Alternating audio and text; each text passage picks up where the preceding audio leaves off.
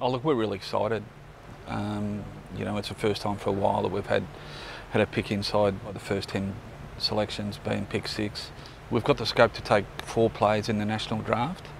You know, as with other drafts, we'll just basically put them in a line and call them out, particularly early in the piece, and then it'll become more of a needs-based players. We're thinking that the way the first half a dozen picks are panning out in terms of where we rate the players, it's probably going to be more geared a little bit more towards the midfield utility types.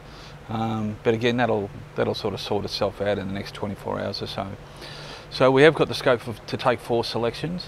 At this point in time, it's probably unlikely that we would do that. But as with previous drafts, we've had some success there with the Tom Phillipses of the world and Tom Langdons of the world, and even Jonathan Marsh and these guys that got through to those later picks, and we rated them. So we just need to keep ourselves with a little bit of flexibility in that. I mean, this draft, you know, as you'd probably be aware, with the commentary, you know, it's a really even first round.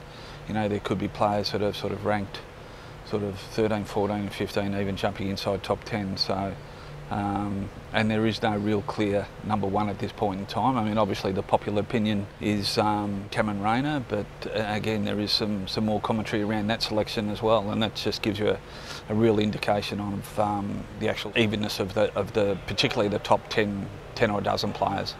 Yeah, Tyler Brown, he's very much the unfinished product, if you like. He's physically immature, but there's no doubt that he has shown AFL traits. It's a little bit, Tyler's situation is a little bit different to Callum's. We have committed to Tyler in the national draft, with the caveat that if a club happened to bid on him forward of where we would rate him, that we probably wouldn't match the pick. So, you know, Tyler and Kerry and Gavin and the rest of the family are fully aware of that. So, but you know, we clearly would love to bring him in. You know, he certainly has shown traits and the ability, but again, it's going to be a bit of a marathon with Tyler. So, but we're really excited of the potential. But again, it's about just looking at seeing how the draft actually pans out.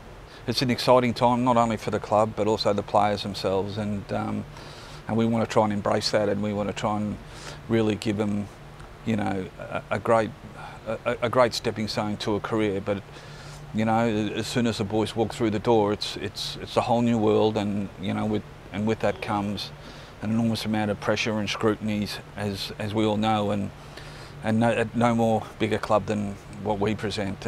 But it's important that that we're balanced in those decisions, and hopefully, you know, the guys go and have long and sustained careers.